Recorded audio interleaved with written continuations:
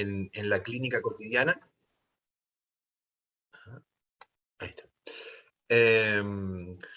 Vemos acá algunos porcentajes de lo que vemos habitualmente en las camillas. Este es un estudio que se hizo en Argentina con muchos veterinarios, y en base a eso sacamos estas conclusiones, estos resultados de qué es lo que vemos más frecuentemente en nuestras camillas. Van a ver que la obesidad o el sobrepeso están, digamos, a tope en la lista de patologías, cuando incluso, ahora lo vamos a ver, es una patología que está muchas veces subdiagnosticada, ¿no?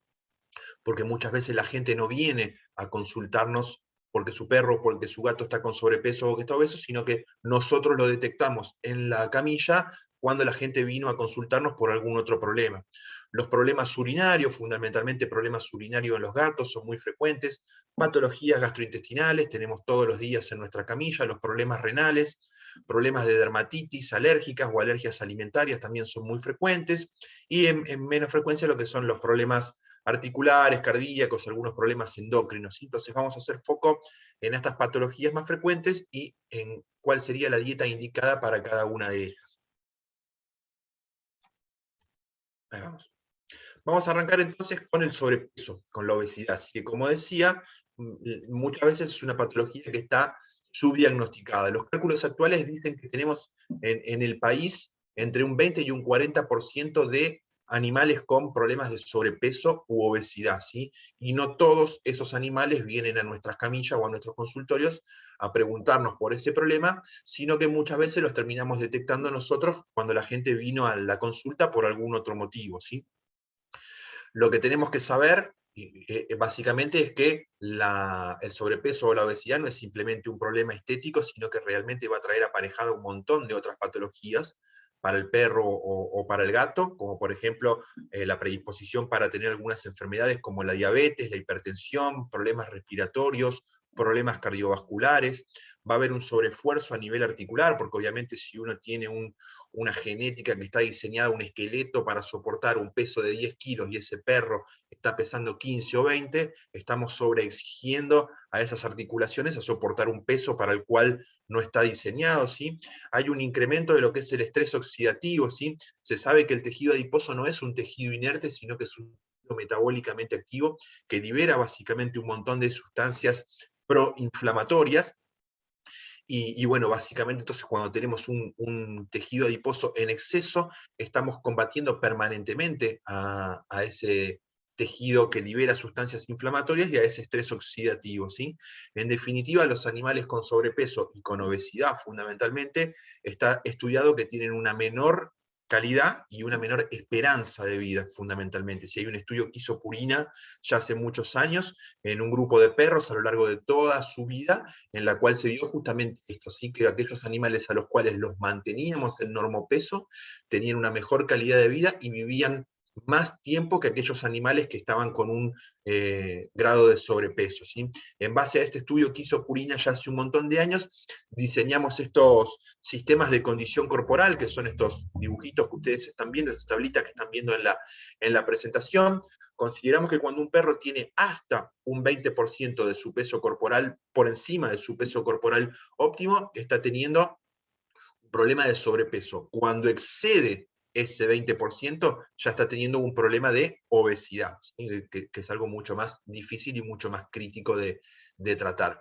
Entonces, en base a este sistema de condición corporal, vamos a ver que lo numeramos desde el 1 al 9 en el caso de los perros, y que la condición corporal ideal sería aquella que va entre 4 y 5. ¿Cómo vamos a evaluar esta condición corporal? Bueno, básicamente, si nosotros vemos al animal desde arriba, ¿sí? Lo que tenemos que hacer es, cuando vamos palpando el tórax, la caja torácica, tenemos que palpar fácilmente a las costillas. Tiene que haber una ligera capa de grasa, pero nos tiene que permitir palpar fácilmente las costillas, ¿sí? Desde arriba también deberíamos ver esta forma de reloj de arena, es decir, que se marque ligeramente la cintura, y cuando vemos al animal desde costado, también el abdomen tiene que tener una ligera forma abovedada y no tiene que estar péndulo, ¿sí? En base a esos 3 puntos, la palpación de las costillas, el mirarlos desde arriba, esa forma de reloj de arena, y de costado la forma del abdomen, es donde nosotros vamos a puntuar el estado corporal de ese perro y le vamos a poder decir a nuestros clientes si su perro está con un problema de sobrepeso o no, o si está demasiado flaco también, ¿no? En el caso de los gatos se evalúa de la misma manera, la tabla de condición corporal también tiene 9 puntos, y el estado de condición corporal ideal en el gato es aquel que está en 5, ¿sí? Cada uno de estos puntos, digamos, cada vez que el gato o el perro pasan de un punto a otro en la escala de condición corporal, equivale a entre un 10 y un 15% de aumento de peso sobre el peso corporal ideal, ¿sí? Entonces, este sistema lo que nos ayuda es a cuantificar la obesidad, y en base a esa obesidad, después nosotros tendremos que indicar una dieta adecuada, un manejo adecuado, como vamos a ver ahora, de ese animal, para poder indicarle a la gente cómo tiene que hacer la dieta y cómo va a llegar ese animal a su estado de normopeso. Desde el punto de vista entonces de la dieta, ¿qué deberíamos indicar en aquellos animales que tienen sobrepeso o obesidad? La dieta, ya sea una dieta comercial o una dieta en forma casera, ¿no? Debería tener altos contenidos proteicos, porque acá lo que nosotros estamos buscando es que ese animal pierda tejido graso, tejido adiposo, pero no que pierda masa muscular. Necesitamos que siga teniendo una masa muscular activa, porque de hecho el músculo es un tejido que incluso en reposo sigue quemando calorías y nos permite seguir quemando tejido adiposo y seguir perdiendo peso. Entonces necesitamos tener una buena cantidad de proteínas en esa dieta para mantener una buena masa muscular. Sí, lo que tenemos que restringir son los niveles de grasa, porque esto nos va a permitir tener un menor aporte calórico en el alimento, y de esta manera vamos a tener una mejor tasa de descenso de peso y adelgazamiento. Y en tercer lugar, tener altos niveles de fibra, ¿sí? Fundamentalmente niveles de fibra insoluble, la cual nos va a ayudar a tener un mejor adelgazamiento y tener una mejor saciedad. La fibra fundamentalmente va a generar volumen en el estómago, ¿sí? Lo cual nos va a hacer llegar, digamos, a la sensación de estómago repleto, la sensación de saciedad al estómago. Por otro lado, va a aumentar la tasa de pasaje a nivel intestinal, disminuyendo la absorción de algunos nutrientes, como por ejemplo las grasas y los hidratos de carbono. Y la fibra lo que nos ayuda también es a evitar los picos de hiperglucemia postprandial, la liberación de insulina, lo cual ayudaría también a seguir acumulando tejido adiposo, ¿sí? Es importante en esta dieta también aportar buenos niveles de antioxidantes, como les decía, para combatir todo lo que es los efectos del estrés oxidativo. Entonces, aportar buenas fuentes de vitamina C, de vitamina E, de betacarotenos. Eso es lo que debería tener una dieta para descenso de peso. Acá vemos cuáles serían los valores de referencia tanto para perros como para gatos. La mayoría de las dietas comerciales respetan estos valores de mínimos y máximos. Y acá es muy importante, más allá de lo que estamos hablando ahora, un poco en lo que refiere al manejo clínico de un animal obeso. Como les decía, la gente muchas veces está cegada o no está viendo que su animal está con un problema de sobrepeso o obesidad. Entonces es muy importante hablar con el propietario, concientizarlo de cuál es el estado de esa mascota, e involucrarlo a que realmente se comprometa a hacer un programa de descenso de peso como tiene que hacerlo. Muchas veces, si nosotros indicamos la dieta terapéutica, la dieta para descenso de peso, y no damos muchas más indicaciones, es muy probable que ese animal venga al mes siguiente o a los 2 meses y siga pesando lo mismo, o esté más gordo aún de lo que estaba, porque la gente no va a hacer el programa de descenso de peso como tiene que hacerlo. Si le va a seguir dando a ese animal más de la ración que nosotros le indicamos, porque el animal seguramente le pide más, o le hace fiesta, o el gato le araña, le magulla, se sube arriba de la mesada, entonces le siguen dando el doble de la ración que le tienen que dar, le agregan restos de comida casera. Muchas veces son animales que no hacen una rutina de ejercicio, entonces si nada de eso acompaña a la dieta, el animal no va a descender de peso. Nosotros tenemos que comprometer al propietario, decirle que tiene que comer pura y exclusivamente esta dieta, no mezclarla con ninguna otra cosa, en la cantidad que nosotros vamos a calcular de acuerdo al peso del animal y de acuerdo a lo que digan los packaging de la dieta, ¿sí? Para ir logrando un descenso de peso gradual y paulatino. Se recomienda que el descenso de peso no sea mayor al 1% de peso corporal semanal, ¿sí? Entonces nosotros, sabiendo de qué peso partimos y a qué peso queremos llegar, de acuerdo al normopeso que debería tener ese perro o ese gato, calculando un 1% de peso corporal por semana, le vamos a trazar un parámetro a la gente de en cuánto tiempo ese animal debería llegar a su peso corporal óptimo, ¿sí? Esto es básicamente para no frustrar a los propietarios, porque como nos pasa a nosotros muchas veces cuando nos ponemos a hacer dieta, queremos obtener resultados inmediatos, y eso sería contraproducente. Si buscamos que el animal descienda de peso muy de repente y muy de golpe, probablemente después tengamos efectos rebotes, ¿sí? Entonces, esa dieta tiene que darse de la manera que nosotros le decimos, en la cantidad que decimos, sin ningún premio ni restos de comida casera, adicionar una rutina de ejercicios, cosa que en los perros suele ser más fácil, porque bueno, los podemos sacar a pasear, los podemos hacer jugar con algún juguete. En los gatos suele ser más complicado, se recomienda muchas veces poner el recipiente con la ración en diferentes lugares de la casa, fundamentalmente lugares altos, por lo menos para que el gato se tenga que mover por lo único que le interesa moverse muchas veces, que es la comida, ¿sí? Y buscar algún tipo de juego, algún tipo de incentivo con algún chiche o alguna cosita para estimular al gato a que se mueva y quema calorías más allá de lo que nosotros estamos indicando con la dieta, ¿sí? Entonces, si nosotros nos tomamos esos 5 minutos para hablar con el propietario, y no solamente decirle llévate este alimento y no le explicamos cómo tiene que usarlo, vamos realmente a ganarnos la confianza de ese propietario y la gente va a venir mucho más contenta después a la reconsulta, ¿sí? Se recomienda incluso, de ser posible, ir haciendo, comprometer al propietario a que haga visitas periódicas, que nos veamos cada 10, cada 15 días, para que venga con el perro, con el gato a la veterinaria y pesarlo e ir viendo esos logros paulatinos, ¿sí? De descenso de peso, para que no se aburra, que es lo que nos pasa a todos cuando hacemos dieta, no se aburra a mitad de camino y no quede eso en la nada, ¿sí? Así que eso es clave. Y concientizar esto que decimos, de que la obesidad le va a traer un montón de otras patologías, una menor calidad de vida y una menor esperanza de vida. Vamos a hablar un poquitito ahora de diabetes, ¿sí? Que a veces viene un poco medio relacionado y medio de la mano incluso con la obesidad. Tenemos que saber que la diabetes se comporta de manera diferente habitualmente en perros y en gatos. Sabemos que en los perros mayormente la diabetes se da una diabetes de tipo 1, es decir, que su páncreas no genera insulina y por ende tenemos que terminar insulinizándonos. En cuanto a la sintomatología, todos sabemos ya cuáles son los síntomas que vamos a tener en un perro que viene con diabetes, las 4P famosas: polidipsia, polifagia, poliuria, pérdida de peso, ¿sí? El objetivo de la dieta básicamente acá va a ser la de regular la glucemia, ¿sí? Por medio de la entrega de nutrientes, ¿sí? Durante los periodos básicamente en los cuales la insulina está activa. Vamos a tener que calcular bien eso. Si es un perro al cual vamos a estar insulinizando, nosotros le vamos a tener que dar la dieta calculando, ¿sí? En qué momento esa insulina que estamos dando va a estar haciendo el pico en la sangre. En el caso de los gatos, la diabetes se comporta de manera diferente. Generalmente es una diabetes de tipo 2, es decir, que hay una resistencia de los tejidos periféricos a la insulina. Su páncreas genera buenos niveles de insulina, pero esos tejidos no pueden, tienen los receptores tapados habitualmente, no pueden captarla. Esto se da habitualmente en los gatos asociado justamente a problemas de sobrepeso o obesidad, donde la grasa es la que termina tapando de alguna manera a los receptores de insulina y esa insulina no logra hacer su efecto de meter la glucosa dentro de las células, ¿sí? Entonces, en cuanto al manejo de la dieta, básicamente lo que tenemos que evaluar es un poco esto. La condición corporal o física de la mascota. No es lo mismo un gato, como decimos, obeso, que un perro que ya viene con una diabetes avanzada y un cuerpo totalmente magro, una mala condición corporal. Si eso lo vamos a tener que evaluar en uno y otro. En cuanto a la alimentación, como dijimos, en los perros vamos a tener que adecuar el horario de la comida y la ración al momento en el cual aplicamos la insulina.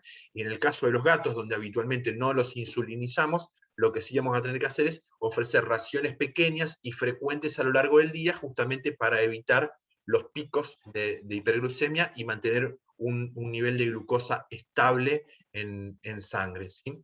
Vamos a tener que controlar muy bien todo lo que son la pérdida de electrolitos a nivel de orina. Tengan en cuenta que está aumentada la diuresis, y al estar aumentada la diuresis se pierden un montón de minerales, se pierden un montón de vitaminas hidrosolubles que vamos a tener que reponer con la dieta, y al igual que en la obesidad, el ejercicio nos va a ayudar a mantener mucho más estables los niveles de glucosa en sangre. Por ende, más allá de la dieta que indiquemos en este caso en nuestros pacientes, siempre es recomendable también el adicionar una rutina de ejercicios. Así que en la diabetes, al igual que en la obesidad, es clave el diálogo con el propietario. Si acá tengamos en cuenta que incluso al tener que utilizar la insulina en los perros, es clave que nosotros le expliquemos de qué manera tiene que utilizar la insulina, en qué momento tiene que darle de comer al perro, porque si no incluso podríamos tener picos de hipoglucemia que serían incluso muchas veces más riesgosos que el tener hiperglucemia. En cuanto a la dieta, lo que vamos a tener que aportar desde el punto de vista dietario son dietas con cantidad moderada de hidratos de carbono, ¿sí? La proporción tiene que ser constante, es decir, tanto de hidratos de carbono, de proteínas y de grasas. Siempre tenemos que darle de comer lo mismo, la misma dieta a nuestro animal. Esos hidratos de carbono que vamos a utilizar tienen que ser preferentemente hidratos de carbono de bajo índice glucémico, ¿sí? Se recomiendan las legumbres, las frutas, las hojas verdes y los cereales integrales, y que es lo que utilizamos habitualmente en las dietas comerciales. Se utiliza el grano con su cáscara, con su película, con la fuente de fibra, lo cual hace que los almidones no se liberen tan rápidamente, sino que al tener esa película de fibra, la liberación va siendo mucho más lenta y evitamos los picos de hiperglucemia postprandial con las dietas, ¿sí? La dieta va a tener que tener de alto a moderado niveles de fibra insoluble o mixta, ¿sí? Ya que, como decíamos, la fibra nos ayuda a regular la hiperglucemia. Las proteínas tienen que ser proteínas de buena calidad y podemos restringir de manera moderada las grasas. Esa es la clave de una dieta para un animal diabético. Tienden a ser dietas que son muchas veces bastante parecidas a lo que son las dietas para obesos. De hecho, algunas marcas de alimentos balanceados recomiendan sus dietas para obesos y para diabéticos, ¿sí? Bueno, hablamos de obesos, hablamos de diabetes. Vamos a hablar ahora de otra de las patologías bastante frecuentes, que son las enfermedades de las vías urinarias. Y cuando hablamos de vías urinarias, nos vamos a estar haciendo referencia a todo lo que está relacionado con las urolitiasis, ¿sí? En el caso de los perros, vamos a ver que podemos tener urolitiasis de diferentes cristales. Vamos a arrancar con las urolitiasis de estruvita, que son una de las más frecuentes, ¿sí? Básicamente las urolitiasis de estruvita se dan en orinas alcalinas, y muchas veces están relacionadas, o generalmente están relacionadas, con infecciones por bacterias ureasa positivas, ¿sí? Estas bacterias, estas infecciones bacterianas, lo que hacen justamente es alcalinizar la orina, y al alcalinizar el medio se genera un ambiente propicio para que cristalicen, digamos, estos cristales de estruvita, ¿sí? Para que precipiten estos cristales de estruvita. Estos cristales tienden a darse en animales jóvenes, entre 4 y 5 años, son más frecuentes en las hembras que en los machos, y lo bueno que tienen es que generalmente se pueden disolver con diferentes dietas y manejando un poco lo que es el pH de la orina, de acuerdo al tamaño que tengan. Si tienen un tamaño ya excesivamente grande, muchas veces hay que sacarlos de manera quirúrgica. Pero si esos cristales no son demasiado grandes, generalmente corrigiendo la dieta podemos lograr disolverlos y evitar que se sigan formando. ¿Qué es lo que tiene que tener una dieta para manejar los urolitos de estruvita? Bueno, básicamente tiene que tener niveles adecuados de proteínas de alta calidad. Tengan en cuenta que las proteínas, fundamentalmente las proteínas de origen cárnico, nos acidifican el medio, ¿sí? Acidifican, en este caso, el pH de la orina, ¿sí? Entonces, esas dietas acidificantes nos van a permitir generar un ambiente en el cual estos urolitos no se deberían formar, ¿sí? Tengan en cuenta que se forman entonces en orinas alcalinas. Nosotros con la dieta lo que vamos a estar haciendo es acidificando a la orina, y de esta manera generaríamos un ambiente no propicio para su formación, ¿sí? Tienen que ser dietas bajas en fósforo y bajas en magnesio, que son los minerales claves para la formación justamente de los urolitos de estruvita. Se puede agregar D-L-metionina, que es un aminoácido acidificante justamente, en las cantidades que vemos ahí, y es clave en toda la formación de urolitos en los perros, esto ténganlo bien en cuenta, el hacer una buena antibiótico-terapia, ¿sí? Porque como les digo, siempre la formación de cristales en los perros suele estar relacionada con la presencia de bacterias en orina. Entonces lo que vamos a tener que hacer obviamente, para hacer el diagnóstico de qué es lo que está pasando, es un análisis de orina, en el cual vamos a tener que hacer cultivo y antibiograma para detectar qué bacteria estamos teniendo y elegir el antibiótico propicio. Y en ese sedimento de la orina lo que vamos a encontrar es ver qué cristales está formando el perro, también para, de acuerdo al tipo de cristales que está formando, elegir la dieta correcta, ¿sí? Digamos, una mala praxis, entre comillas, que muchas veces puede haber, es que uno simplemente ve que el perro está formando cristales o que está eliminando cristales, e indicamos una dieta en forma empírica, y como vamos a ver, si no sabemos muy bien cuál es el cristal que está formando, podemos llegar a hacer un lío, es decir, a generarle un ambiente propicio para que esos cristales se sigan formando. Entonces es clave cultivo, antibiograma y análisis de sedimento urinario para detectar qué tipo de urolito estamos teniendo. Eso es clave. Los urolitos de oxalato de calcio, a diferencia de los que vimos recién de estruvita, se forman en orinas ácidas, o sea, todo lo contrario, y acá la importancia de lo que les decía, del análisis del sedimento urinario para indicar la dieta correcta. Si yo le doy a este animal una dieta específica para cálculos de estruvita, le estaría generando un ambiente propicio para que estos cálculos de oxalato se sigan formando, ¿sí? Entonces, las dietas se comportan de manera totalmente diferente.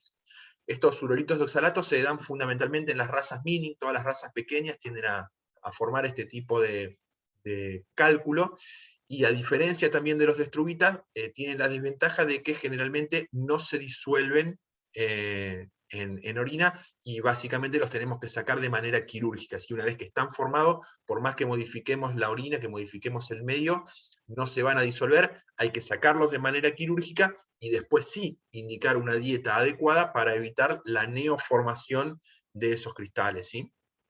Predisponen a la formación de estos cristales las dietas acidificantes, como decía, ricas en sodio y pobres en fósforo y magnesio, como sería una dieta específica para cálculos de estruvita, y algunas enfermedades que lleven a la hipercalciuria, como por ejemplo todo lo que son los síndromes paraneoplásicos de algunos tumores, la enfermedad renal, donde también hay una mayor eliminación de calcio a través de la orina. Todas esas enfermedades pueden llevar a la formación de urolitos de oxalato de calcio. Entonces, la dieta para los urolitos de oxalato de calcio va a tener que tener, en este caso, niveles moderados de proteínas de alta calidad. ¿Por qué? Porque las proteínas acidifican el pH de la orina, entonces yo lo que busco es restringir un poco las proteínas para que esa orina no sea ácida. Sí podemos agregar algunos alcalinizantes en la dieta, como por ejemplo el citrato de potasio, que en este caso lo que va a hacer es unirse al oxalato de calcio, transformarlo en citrato de calcio, el cual sí es soluble en agua. Entonces, de esa manera hacemos que ese mineral se termine disolviendo y se pueda eliminar fácilmente a través de la orina y que no precipite transformándose en cristales. Las dietas tienen que tener bajos niveles de calcio y bajos niveles de vitamina D3, fundamentalmente para evitar el mineral que predispone a la formación de estos cálculos, y no hace falta restringirlas en fósforo ni en magnesio, como si hacemos en las dietas de estruvita. Acá vemos también algunos alimentos caseros, digamos, que pueden predisponer a la formación de cálculos de oxalato: los higos, los arándanos y las frambuesas. Medio difícil que le demos de comer a un perro o a un gato higo, arándanos o frambuesas, pero bueno, tenemos que tenerlo en cuenta. La zanahoria cruda, la remolacha y la espinaca, esto sí puede llegar a ser más frecuente en aquellas personas que le cocinan dietas caseras a sus mascotas, y la selga y los puerros, y son todas dietas que tienen altos niveles de oxalatos, así que deberíamos evitarla en el caso de que tengamos un animal con la predisposición a formar este tipo de cálculos. Seguimos con los urolitos de urato, que ya son menos frecuentes. Los más frecuentes son los de estruvita y los de oxalato, los dos primeros que vimos. Los urolitos de urato representan menos del 8% de los urolitos en caninos. Se dan fundamentalmente en perros machos, jóvenes, de mediana edad. Hay un mayor riesgo en los dálmatas, ¿sí? Esto por una cuestión genética del dálmata, ¿sí? En la cual hay una deficiencia en lo que es el transporte hepático del ácido úrico, y también en algunos animales que tienen shunt portosistémico, ¿sí? Fundamentalmente algunas razas pequeñas que pueden tener shunt portosistémico, un déficit en lo que es el transporte del ácido úrico, y de esa manera podemos tener un animal que presente urolitos de urato en orina, ¿sí? Entonces, la dieta que vamos a tener que indicarle es una dieta más parecida a lo que es la dieta para oxalatos, ¿sí? ¿Por qué? Porque estas dietas necesitamos que tengan bajos niveles de proteína, al igual que pasaba recién en las dietas para oxalatos, tienen que tener menos de 20% de proteínas, ¿sí? Para evitar las purinas.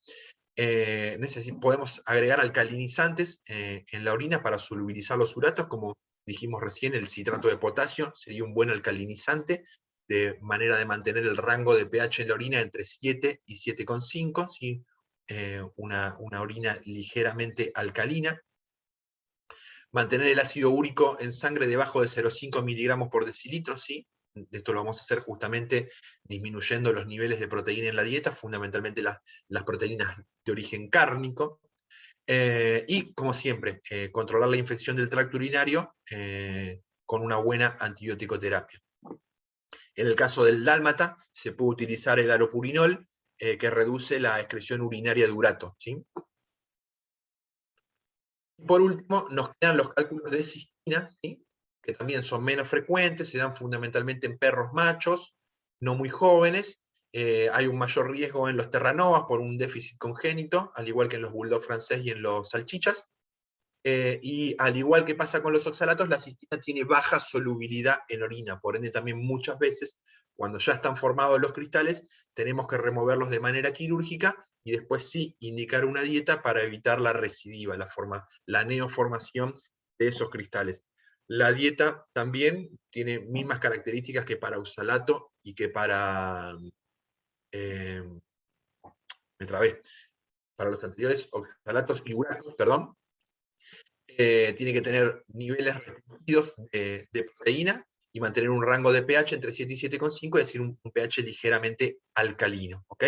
Así que ese es un poco el manejo que deberíamos hacer de acuerdo a los diferentes tipos de cristales en el caso de los perros. Entonces, es clave cuando tenemos algún problema de que viene un animal con cistitis, con alguna infección urinaria, que viene con dificultad para orinar, bueno, hacer un análisis de la orina, hacer sedimento urinario, hacer cultivo y antibiograma de la orina para elegir una dieta adecuada, no hacer lío, de acuerdo a si tenemos que acidificar o alcalinizar la misma, y una antibiótico-terapia correcta, cosa que es clave en el caso de los perros.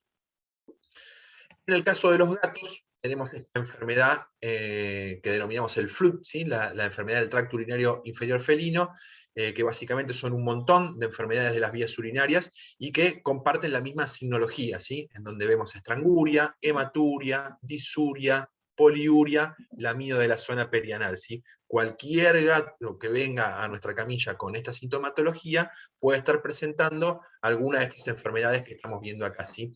La más frecuente dentro de este FLUT, dentro de este síndrome de las vías urinarias bajas de los felinos, es la cistitis idiopática. Después tenemos a la urolitiasis, la formación de urolitos, los tapones uretrales, las infecciones urinarias y algunas otras patologías como neoplasias, traumas, vejiga neurogénica y demás. Entonces, ¿qué vamos a hacer? Tenemos que tener en cuenta que hay algunos factores de riesgo, ¿sí? Por los cuales el gato o los gatos tienen todo este tipo de patologías. ¿Sí? Básicamente, los problemas de las vías urinarias bajas en los gatos se dan en animales adultos, entre 2 y 6 años, o sea, adultos jóvenes. ¿Sí? La enfermedad suele ser obstructiva en machos por el hecho de la uretra larga y estrecha, y suele ser una urgencia veterinaria, ¿sí? Lo vamos a ver cotidianamente en nuestra camilla, la presencia de gatos machos fundamentalmente, que vienen obstruidos con dificultades para orinar. La enfermedad no obstructiva puede darse obviamente en ambos sexos, y la predisposición a estos factores está mucho más aumentada en gatos que estén castrados, ¿sí?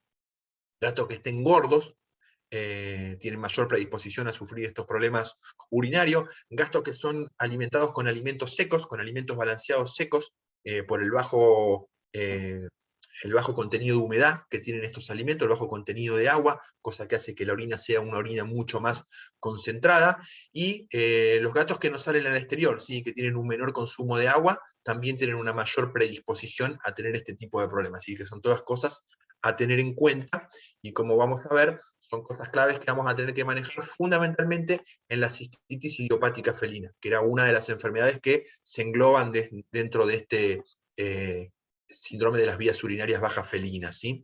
La cistitis idiopática básicamente no responde a la medicación. ¿Sí? En algunos casos nos pueden ayudar los analgésicos o algunos antiinflamatorios para aliviar un poco la sintomatología, pero básicamente lo que tenemos que hacer en la cistitis idiopática felina es controlar el estrés y el enriquecimiento ambiental. Este problema se da muchas veces en casas en las cuales viven 3, 4, 5, 10, 15 gatos, a los cuales muchas veces se los obliga a compartir la misma litera, no tienen acceso a salir al exterior, entonces son todos factores estresantes que muchas veces hacen que los gatos tiendan a aguantar las ganas de orinar, o gatos que no tienen acceso a una buena fuente de agua, que pasan horas sin tomar agua, entonces suelen tener orinas mucho más concentradas. ¿Sí? Todos esos factores de estrés hacen que aparezca la sintomatología de la cistitis idiopática.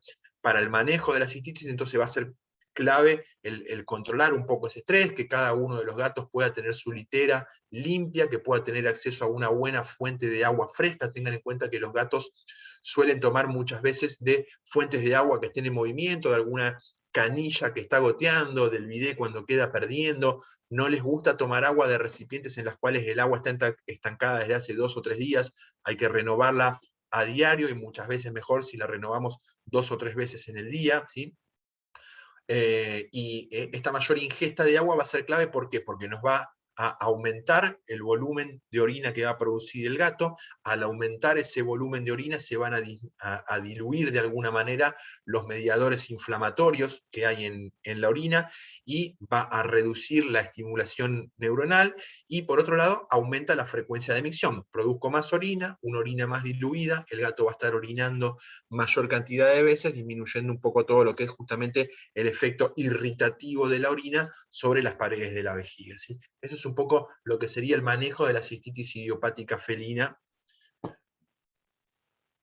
Y lo que se va a recomendar básicamente está relacionado a esto de lo que llamamos el índice de saturación de la orina, ¿sí?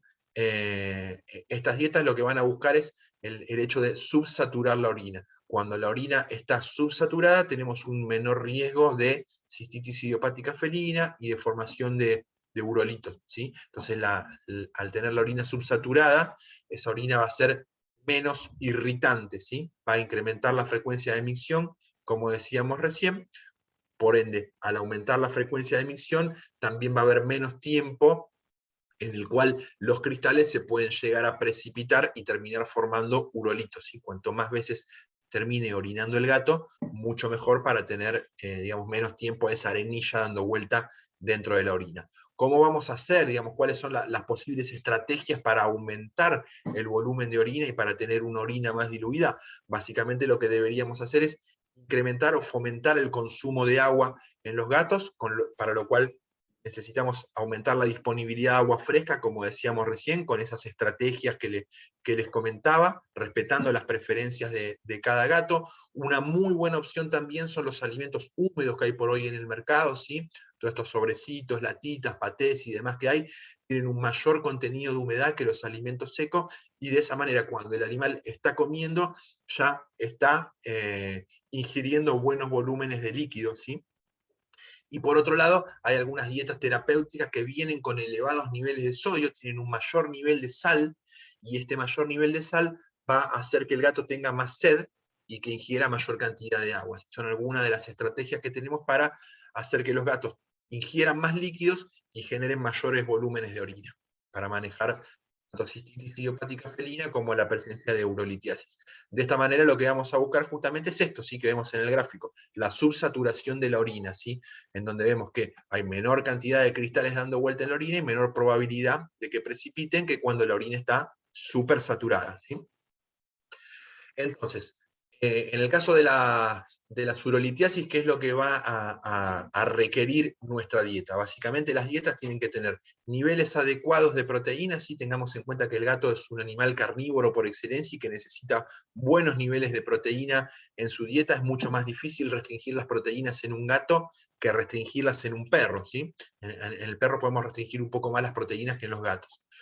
Sí vamos a necesitar mantener un rango de pH ligeramente ácido, ¿sí? Entre 6,3 y 6,5, fundamentalmente para combatir cristales de estruvita, que son los más frecuentes que tenemos en los gatos. Fomentar la diuresis, esto es clave, ¿sí? Como veíamos recién, incrementando el volumen de orina, para lo cual la dieta puede tener un contenido moderado de sodio que ayude a que el gato tome mayor cantidad de agua. De esta manera vamos a disminuir todo lo que es el índice de saturación de la orina. Acá vemos que para los cristales de estruvita necesitamos tener ese índice de saturación de la orina por debajo de 1, o sea que la estruvita requiere de orinas que estén mucho más subsaturadas, que estén mucho más diluidas, ¿sí? En el caso de los oxalatos de calcio podemos manejarnos en rangos de 1 a 10, ¿sí? En los cuales no va a haber neoformación de cristales, al igual que en el perro. Si tuviésemos cálculos de oxalato de calcio, son de resolución quirúrgica. Esos cálculos va a haber que extraerlos de manera quirúrgica y después ya indicar la dieta para evitar la neoformación de cálculos. Y en el caso de los gatos también es clave manejar los niveles de grasa en este tipo de dietas, porque hablábamos recién que en los gatos con sobrepeso, o en los gatos castrados que tienen tendencia al sobrepeso, la presencia o la posibilidad de tener este síndrome de las vías urinarias bajas es mucho más frecuente que en gatos que no están castrados o gatos que están en normopeso. Así que es clave también tener una dieta restringida en calorías y en grasas. Bueno, avanzamos un poco más. Vamos a otro grupo de patologías que nos dan de comer a diario en nuestras camillas y que hacen que ingresen muchos perros y muchos gatos a nuestra veterinaria, que son las enfermedades gastrointestinales. Dentro de esas enfermedades gastrointestinales, saben ustedes ya que la etiología puede ser muy diversa, pueden ser infecciosas, inflamatorias, parasitarias, dietarias, etcétera, ¿sí? Y la sintomatología también puede ser muy diversa, desde cuadros de diarrea, náuseas, vómitos, pérdida de peso, anorexia, dolor abdominal, ¿sí? Decaimiento, bueno, con toda esa sintomatología puede venir muchas veces un animalito a nuestra camilla, y acá va a ser clave un poco también, más allá de la dieta que le demos, el manejo que hagamos de esa gastroenteritis, ¿sí? Lo primero que tenemos que tener en cuenta cuando nos llega un animal con un cuadro de gastroenteritis es el hecho de corregir la posible deshidratación, evaluar si el animal está deshidratado, como hemos aprendido ya en la facultad, y si está deshidratado, corregir esos desequilibrios electrolíticos, ¿sí? Colocando una vía permeable, colocando un suero y corrigiendo un poco todo ese desbalance del equilibrio ácido-base. En cuanto al manejo dietario, habitualmente lo que tenemos que hacer es un ayuno por X cantidad de tiempo, de acuerdo a qué tan severa sea esa gastroenteritis, si es que está habiendo vómitos, ¿no? O sea, si hay vómitos, lo que tenemos que hacer es poner al animal en ayuno. Una vez que pasaron algunas horas sin que el animal vomite, podemos empezar a intentar con pequeñas cantidades de agua, incluso se recomiendan algunos cubitos de hielo que el animal vaya lamiendo, y si el animal empieza a tolerar el agua, recién ahí empezar con una dieta específica para problemas gastrointestinales, a la cual le vamos a dar en raciones muy pequeñas, entre 6 y 8 veces al día. ¿Sí? Es clave no sobreexigir al estómago, no sobreexigir al intestino ni a las glándulas anexas del aparato gastrointestinal, y de esa manera, con pequeñas cantidades de raciones, vamos a ir, digamos, regularizando un poco la situación. Entonces, ¿qué dieta vamos a indicar o qué características debería tener la dieta para un animal con problemas gastrointestinales? Bueno, lo que vamos a tener que tener en cuenta que básicamente lo que tiene que tener una dieta de este tipo son ingredientes de altísima digestibilidad, ¿sí? Tanto las grasas, las proteínas como los carbohidratos tienen que ser ingredientes de alta digestibilidad, de rápida asimilación, para evitar que muchas veces estén mucho tiempo en el estómago o en la luz intestinal. Algo clave a la hora de pensar en una dieta para animales con problemas de gastroenteritis, y que podemos suplirle con una dieta comercial, cosa que es más difícil con una dieta casera, es el agregado de los prebióticos, ¿sí? Los prebióticos son cualquier ingrediente que uno meta dentro de la dieta con la finalidad de estimular el crecimiento de la flora benéfica en el intestino. ¿Sí? Básicamente las bifidobacterias y los lactobacillus van a aumentar en detrimento de la flora patógena, ¿sí? Básicamente de los clostridios, que son bacterias que generan gases, que generan inflamación y que son muchas veces las encargadas de generar las diarreas. Entonces, agregando alguna fuente prebiótica, generalmente son fuentes de fibra soluble, en la dieta nosotros vamos a aumentar la microflora benéfica dentro de ese intestino. Esta microflora lo que va a hacer es generar ácidos grasos de cadena corta a través de la fibra soluble, ¿sí? Estas bacterias van a generar ácidos grasos de cadena corta, fundamentalmente el butírico, el cual sirve como una muy buena fuente de energía para los colonocitos y para las células del intestino. De esta manera vamos a tener un intestino con unas paredes mucho más gruesas, ¿sí?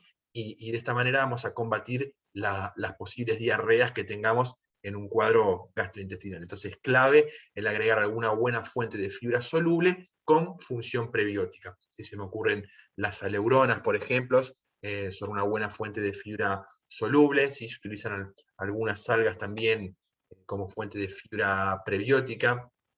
La pulpa de remolacha, la achicoria, son algunas de las fuentes que se utilizan como fuentes prebióticas en las dietas.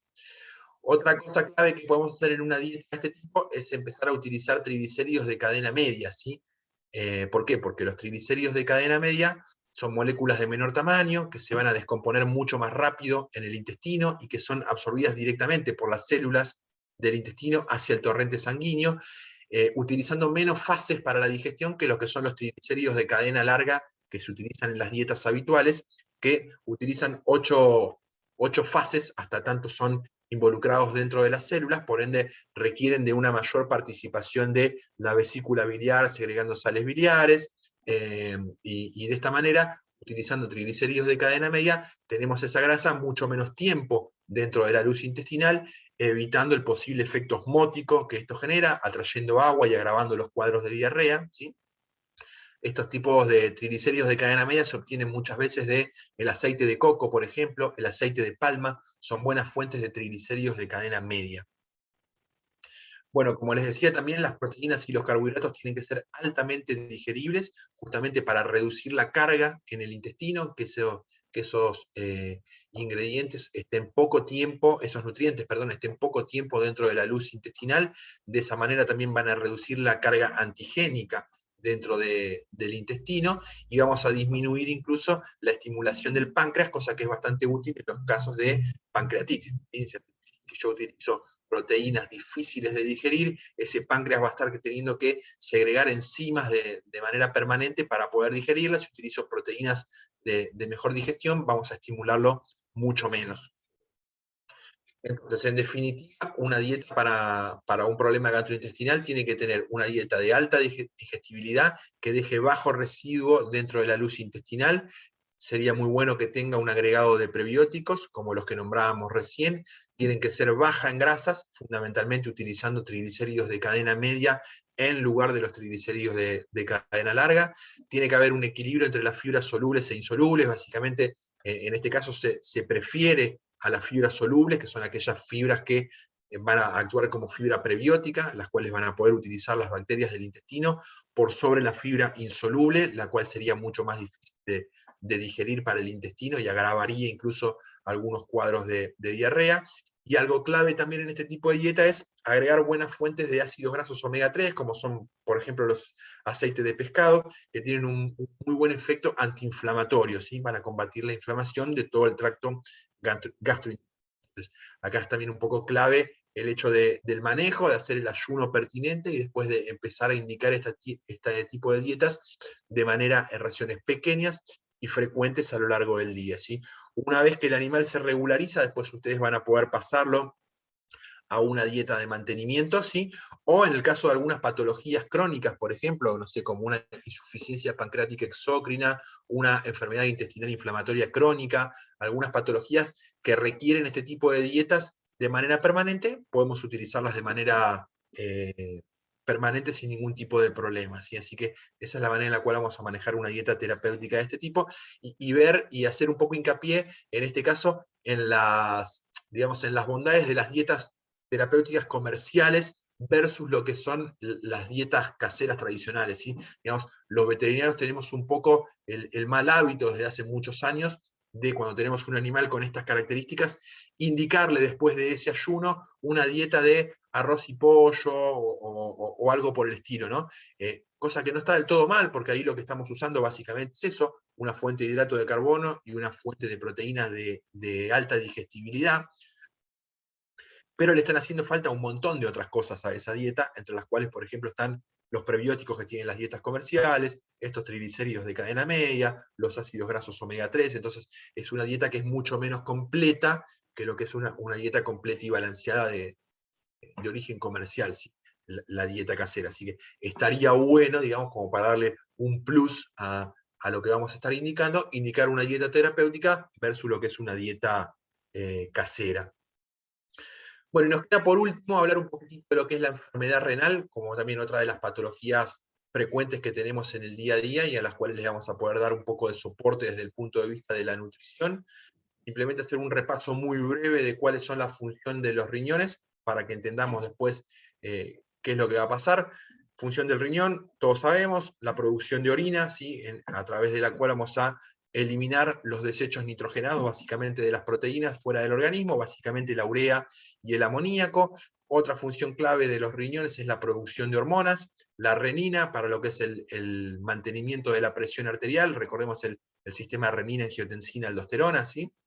La conversión de vitamina D a vitamina D3 activa, clave para la incorporación del calcio dentro de los huesos, para todo lo que es digamos, el metabolismo de calcio y fósforo, y la producción de eritropoyetina, que estimula la producción de glóbulos rojos, ¿sí?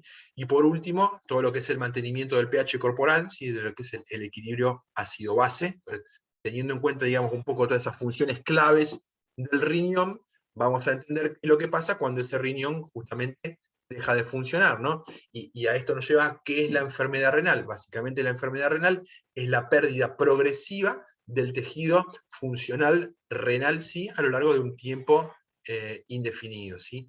Básicamente lo primero que vamos a ver cuando los riñones empiezan a dejar de funcionar es la pérdida de proteínas a través de la orina. Sería el primer signo de alerta que nosotros podemos empezar a detectar si hiciésemos análisis frecuentes y periódicos de orina en las mascotas, ¿no? Algo que también hago mea culpa, por eso yo sigo haciendo clínica, y no es algo que hagamos en forma frecuente, ¿sí? Hacer un chequeo sanguíneo y un chequeo de orina cuando el animal está sano, no todos tenemos el hábito de hacerlo, no todos los propietarios vienen a solicitarlo, muchas veces no lo hacemos nosotros para nosotros mismos. Pero sería conveniente una vez al año o cada 6 meses en animales añosos hacer chequeo de sangre y chequeo de orina preventivo para justamente empezar a detectar en fases tempranas estos hallazgos, ¿sí? La proteinuria. Tenemos proteinuria, ya estamos pensando que esos riñones están empezando a funcionar mal antes de que aparezca la sintomatología clínica, ¿sí? Después de empezar con la proteinuria, el riñón lo que empieza a perder es la capacidad para diluir y concentrar la orina. Entonces vamos a empezar a tener orinas mucho más diluidas. Empezamos a tener orinas más diluidas, densidades urinarias más diluidas, también eso nos puede dar la idea de que estamos empezando a tener un problema a nivel renal, ¿sí? Y por último, ya cuando digamos, empezamos a tener sintomatología clínica, lo que hay es una acumulación de desechos nitrogenados en sangre. El animal se está autoenvenenando con sus propios desechos y es ahí donde se aparecen o empiezan a aparecer los signos clínicos. Lo que tenemos que tener en cuenta es que estos signos clínicos, ¿sí? Van a aparecer o los vamos a empezar a notar de manera evidente cuando ya perdimos más del 75% de la masa renal total. O sea que esto equivaldría a que nos quede medio riñón funcionando simplemente. Habitualmente, cuando recibimos a los animales en las camillas con sintomatología de insuficiencia renal, ¿sí? Con sintomatología clínica, ya es demasiado tarde, si ya perdimos este 75% de masa funcional renal, y habitualmente ahí simplemente lo que vamos a tratar de hacer es evitar que el problema, digamos, avance más rápidamente de lo que venía avanzando y tratar de darle una óptima calidad de vida al perro o al gato, ¿sí? Tenemos que tener en cuenta que la enfermedad renal es irreversible, o sea que simplemente lo que nosotros vamos a estar buscando es, a través de la dieta y a través de algunos medicamentos que podamos utilizar, es de darle una mejor calidad de vida a esa mascota, pero no vamos a revertir el problema que ya tenemos, ¿sí? Entonces, durante la enfermedad renal, el animal se envenena, ¿sí? Se autoenvenena con sus propios desechos. De hecho, muchas veces nos pasa de que viene la gente al consultorio pensando que le han envenenado al animal, ¿sí? Porque viene con el gato que está vomitando hace 2 o 3 días, o con el perro que salió a dar la vuelta a la plaza y de repente vino vomitando y piensan que alguien le ha envenenado a la mascota, y no es que le han envenenado a la mascota, sino que la mascota se está autoenvenenando con sus propios desechos, ¿sí? El organismo se vuelve acidótico. Se empiezan a acumular sustancias que hacen que tengamos acidosis metabólica. Se pierde la regulación del fósforo, ¿sí? El riñón se ve imposibilitado de eliminar el fósforo a través de la orina, y cuando esto pasa, al aumentar el fósforo en sangre, recuerden que el organismo tiende a compensar y tiene que mantener los niveles de fósforo parejos con los niveles de calcio, por ende empieza a sacar calcio de los lugares donde hay calcio en el organismo, y esos lugares son el hueso. Entonces empieza a haber desmineralización ósea, ¿sí? Empieza a haber dolor óseo y empieza a haber depósitos de calcio en algunos tejidos blandos, como por ejemplo justamente en los riñones, ¿sí? Agravando aún más el cuadro de insuficiencia renal. Al tener una orina diluida, los animales tienden a deshidratarse, una orina diluida, acompañada con un cuadro de anorexia y de baja hidratación, los animales suelen estar deshidratados, empiezan a estar anémicos por ese déficit en la producción de eritropoyetina y con alteraciones en la presión arterial, justamente también por lo de la angiotensina, ¿sí? Bueno, acá vemos un cuadrito que generó una asociación que se llama IRIS, ¿sí? Que estudia todo esto de la enfermedad renal, y que básicamente divide la enfermedad renal en 4 fases, ¿sí? De acuerdo a los niveles de creatinina y a los niveles de fósforo que hay en orina. Vamos a ver que durante la fase 1, los niveles de creatinina se mantienen por debajo de 1,4, debajo de 1,6 en gatos, es decir, el animal no está azotémico, y no hay ningún tipo de sintomatología clínica, es esto que comentábamos hace un ratito, ¿sí? Simplemente a veces lo que puede haber es una incapacidad para concentrar la orina, y entonces lo detectaríamos simplemente con un análisis de orina preventivo, donde detectaríamos la presencia de proteinuria y la presencia de una orina diluida, ¿sí?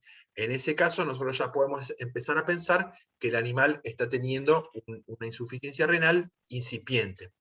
La fase 2, donde los niveles de creatinina se mantienen entre 1,4 y 2 en los perros, y 1,6 y 2,8 en los gatos, hay una azotemia renal ligera, ¿sí? Y puede haber algunos signos clínicos leves, en los cuales el animal puede estar medio apático, puede tener algún grado de anorexia o estar medio remolón, digamos, a la hora de comer el alimento, y eso puede hacer que la gente empiece digamos, a tener alguna sintomatología a la vista y venga a la camilla justamente con algún interés en saber qué es lo que está pasando.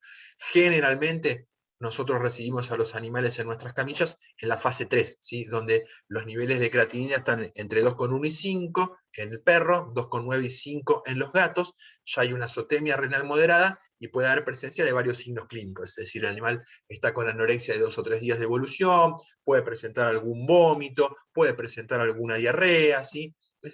Algún grado de deshidratación. Bueno, es ahí donde habitualmente nosotros recibimos a los animales en la camilla, sacamos sangre y detectamos qué es lo que está pasando. La fase 4, donde también muchas veces los podemos detectar, y que ya es mucho más difícil de revertir o de poder solucionar el problema, los niveles de creatinina ya son mayores a 5, tanto en perros como en gatos, y acá ya pueden, a los signos que veíamos recién, se le pueden agregar otros signos como ya ser la caquexia, algunas alteraciones a nivel neuronal, perros que pueden empezar a tener convulsiones, ¿sí? Dificultad respiratoria, bueno, todo lo que está relacionado con la acidosis metabólica y el envenenamiento del organismo en general por los desechos nitrogenados. Entonces, esta asociación lo que nos recomienda es que deberíamos empezar a hacer un manejo dietario en nuestros pacientes y tratar de detectarlos en la fase 2, ¿sí? No más allá de eso. Si arrancamos después, muchas veces ya puede ser tarde. Tenemos en el país ya una nueva prueba, una nueva determinación, en el caso de felinos, que se llama SDMA. Básicamente es un biomarcador que nos permite detectar insuficiencia renal mucho antes de que aumenten los niveles de urea y de creatinina. ¿Sí? Nos permitiría detectar a un gato con insuficiencia renal incluso en la fase 1. Por ahora es una prueba relativamente costosa y que no todos pueden hacerlo, y que muchas veces, como les digo, los propietarios, es raro que vengan a pedirnos hacer un análisis de sangre y de orina simplemente de rutina, así que por ahora es algo simplemente que tenemos que empezar a tenerlo en cuenta para más adelante empezar a utilizarlo y detectar insuficiencia renal en fases tempranas. Va a tener que tener una dieta para insuficientes renales, recordemos, básicamente lo que vamos a estar buscando es mantener una buena masa muscular, frenar el avance de la enfermedad y aliviar los signos de la misma, ¿sí? No vamos a revertir el proceso, simplemente darle una buena calidad de vida por el tiempo que le quede a esa mascota por delante. Necesitamos restringir los niveles de proteína, entre 14 y 18% es lo que debería tener un alimento para perros, y entre 28 y 34 lo que debería tener un alimento para gatos. Recuerden que los gatos son mucho más dependientes de las proteínas que los perros, ¿sí? Estas proteínas tienen que ser proteínas de alta calidad, básicamente proteínas que dejen pocos desechos nitrogenados dentro del organismo, ¿sí? Alta calidad y alto valor biológico, eso es clave. Las dietas tienen que ser bajas en fósforo, ¿sí? Porque justamente, hablábamos recién, es uno de los minerales que el riñón no puede eliminar cuando empieza a fallar, así que tenemos que restringirlas en fósforo. Tenemos que restringir el sodio, porque como veíamos, se ven los animales con insuficiencia renal cursan con hipertensión, que también muchas veces nos es difícil poder medirla y evaluarla en pequeños animales, pero bueno, tenemos que saber que si el animal tiene enfermedad renal o tiene insuficiencia renal, está con hipertensión, por ende necesitamos restringir los niveles de sodio en la dieta, y es clave agregar también buenos niveles de ácidos grasos omega 3, omega 6, vitamina B, todo lo que son las vitaminas hidrosolubles que se van a estar eliminando por orina por el hecho de tener aumentada la diuresis, es clave reponerlas, ¿sí? Podemos utilizar algunos agentes alcalinizantes para combatir la acidosis metabólica, como el citrato de potasio, y antioxidantes para combatir también todo el estrés oxidativo que se está dando en esta situación, como la vitamina E, la vitamina C, los betacarotenos, ¿sí? Eso es todo lo que debería tener una dieta para animales con enfermedad renal, y bueno, la gente debería empezar a darle este tipo de dieta como una dieta de mantenimiento de por vida, ¿sí? Así que bueno, hasta ahí tenemos un pantallazo un poco de las patologías más frecuentes que vemos en la clínica diaria y cuáles deberían ser las características de las dietas que tenemos que utilizar y cómo deberíamos utilizarla un poco desde el punto de vista clínico a la hora de interactuar con nuestros clientes y nuestros pacientes. Y así que espero que haya sido de utilidad, que haya sacado alguna cosita nueva, alguna cosita novedosa, algo que les sirva para el trabajo del día a día. Y a partir de ahora, bueno, quedamos abiertos a preguntas. Si alguno tiene alguna pregunta para hacer, las hacemos vía chat o abran los micrófonos, no sé, como crean más conveniente. Como vos digas, Sofi, tiene por chat, sino por... Abre el Sí, micrófono, no como hay ningún problema. deseen, las pueden escribir en el chat. Acá ya hay una pregunta. A ver. En el caso de la pancreatitis, ¿cuál sería la mejor dieta? Bueno, en cuanto a las características de la dieta, las hablamos. Vean un poco que yo básicamente lo que intenté hacer es dar parámetros de cómo debería ser una dieta sin entrar en pormenores de marcas o de productos comerciales. No era la finalidad de esta charla hablar puntualmente de los productos de Purina, si quería que sea una charla un poco más académica y no una charla comercial. Si tenemos que hablar, creo que la pregunta va orientada en este caso a una dieta en particular. En el caso de los productos de Purina, nosotros tenemos una dieta, una línea de productos terapéuticos dentro de ProPlan, que se llama ProPlan Veterinary Diets, ¿sí? Y en el caso de las pancreatitis, la dieta indicada tanto en perros como en gatos sería el EN, ¿sí? Que es nuestro producto gastrointestinal. La dieta gastrointestinal sería la que nosotros indicamos para los casos de pancreatitis, en la cual básicamente lo que tiene, como te decía, son proteínas de altísima digestibilidad que van a tratar de evitar una sobreestimulación del páncreas segregando enzimas, y son dietas que están restringidas en grasa también, ¿sí? Así que esa sería la dieta indicada en el caso de una pancreatitis. El EN de ProPlan Veterinary Diets. Perfecto. Si hay alguna otra pregunta. Ahí hay otra pregunta de Rocío Carracedo. ¿Querés que te la lea, A Walter? ver, tengo el chat. A ver, quería saber si en gastroenteritis utiliza glucosamina o productos como Ensure. Sí, básicamente muchas veces en esos animales que vienen con gastroenteritis de larga data o que estuvieron mucho tiempo internados en la veterinaria, simplemente reponiéndole fluidos y que ya llevan varios días de inanición, podemos utilizar algún producto como el Ensure, algún producto que sea alto en, en energía, digamos, en proteínas y en carbohidratos de alta asimilación, y que sea altamente palatable para ayudar a ese animal a, con poquitas cantidades, digamos, tener buenos niveles de energía, buenos niveles de glucosa, y empezar a estimularlo a que recupere parte de lo que sería una dieta específica, ¿sí? Se puede utilizar también en casos de pancreatitis. No sé si me hablas del Ensure o qué respecto a la pancreatitis, Rocío. La glucosamina. No sé por qué lo de la glucosamina, pensé que habías puesto algo de glucosa, no lo había asociado con glucosamina. La glucosamina básicamente es un protector articular, ¿sí? Lo utilizamos básicamente en las dietas como un regenerador de cartílago, como un antiartrósico, pero no lo tengo como algo específico, no sé por qué vendrá la pregunta, para casos de pancreatitis o para casos de problemas gastrointestinales, ¿sí? Sí está presente en muchas de nuestras dietas, como te digo, para todo lo que está relacionado con problemas articulares. Para eso utilizamos la glucosamina. No sé si venía por ahí la pregunta o si vos tenés alguna data respecto de la utilización de glucosamina puntualmente. A ver, nutricionista me lo recomendó para los enterocitos. No tengo esa data, la verdad que no tengo esa data, lo puedo averiguar, leer para más adelante, pero no, no la utilización de la glucosamina puntualmente para los casos de gastroenteritis o de pancreatitis. Así que tomo el punto y lo voy a leer, lo voy a estudiar, a ver qué dice. Gracias a vos por la pregunta. Escribe también que en una bete la utilizaban. Sí, sí, Pablo, lo voy a averiguar, pero puntualmente nuestra dieta específica para problemas gastrointestinales, que era este LN que les comentaba, no tiene un agregado extra de glucosamina, ni hablamos nada puntualmente de la glucosamina en nuestras dietas gastrointestinales, así que me llama un poquito la atención, lo voy a averiguar. Bueno, también mensajes de agradecimiento.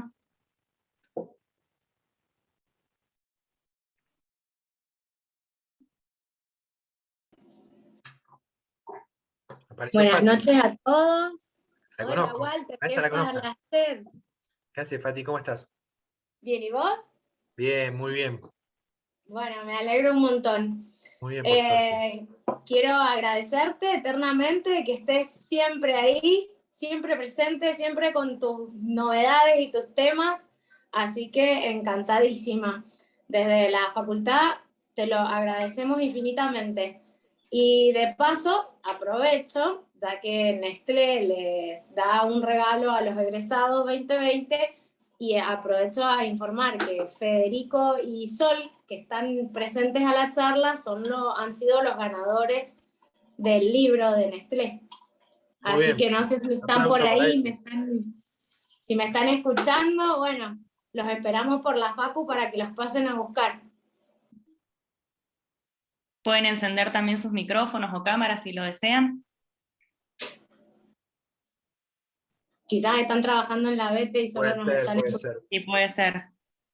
Lo mismo que ha grabado, así que son los ganadores. Bueno, Y bueno, gracias a ustedes, obviamente, de vuelta por el espacio, por generar un poco todo esto. Ya desde hace varios años que venimos trabajando en conjunto y la idea es mantenerlo. Como les decía al principio de la charla, estos 2 últimos años nos toca hacerlo de esta manera, que no es lo ideal ni lo que más nos gusta, pero bueno, de alguna manera queremos seguir estando presentes, lo mismo con los regalitos para los chicos que se siguen egresando de la facu, así que bueno, estamos ahí y la idea es seguir trabajando de la mano, ¿sí? A ver, aguarden un minuto que Federico accedió a la Ofreció. sala de espera.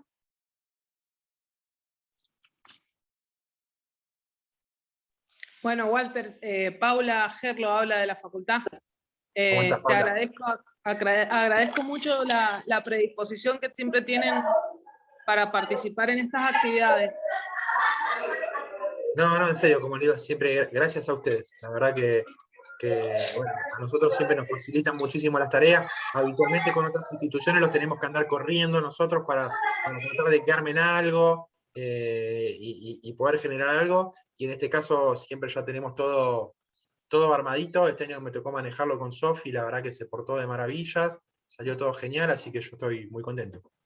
Y esperemos que el año que viene ya podamos hacerlo presencial. Ojalá. Sí, Ojalá. sería lo mejor. Esperemos. Esperemos, así es. Ahí creo que estaba Federico, que estaba tratando de conectar el audio. Sí. No sé si se le salió. Hola, Ahí acá está. estoy. Sí, se me había desconectado el audio y los auriculares. Bueno, felicitaciones por ganar. Muchas gracias. Gracias por la charla, muy interesante. Afortunado. Bueno, genial. Espero, como decía, que sirva siempre. Alguna cosita de cada charla siempre se saca, así que Con que haya quedado algo, con que algo de lo que dije les haya sumado algo nuevo, alguna cosa que se pueda aplicar, yo ya me quedo contento. Muchas gracias. No, la verdad, bastante positivo y con el tema de las dietas, muy bueno también. Buenísimo.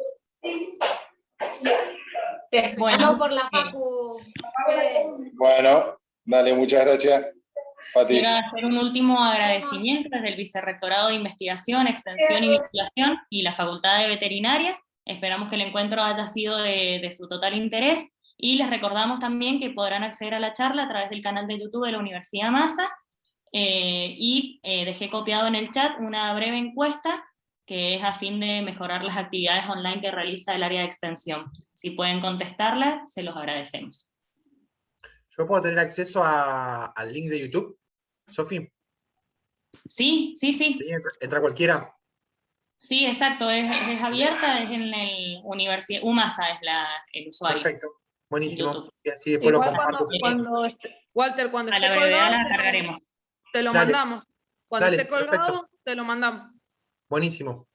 Listo, muchísimas gracias. Bueno, muchas Bueno. gracias a todos por participar. Muchas Muchas gracias, gracias. Walter, por la información brindada, por seguir capacitando. Y bueno, los esperamos a todos mañana, que es la última jornada de la Semana de la Veterinaria. Y bueno, muchas gracias a todos por participar también. Hasta luego, buenas noches. Hasta luego. Hasta luego, gracias. Gracias, Sofi. Chau, chau. Gracias, Walter. Besos. Saludos por allá. Serán dados. Dale.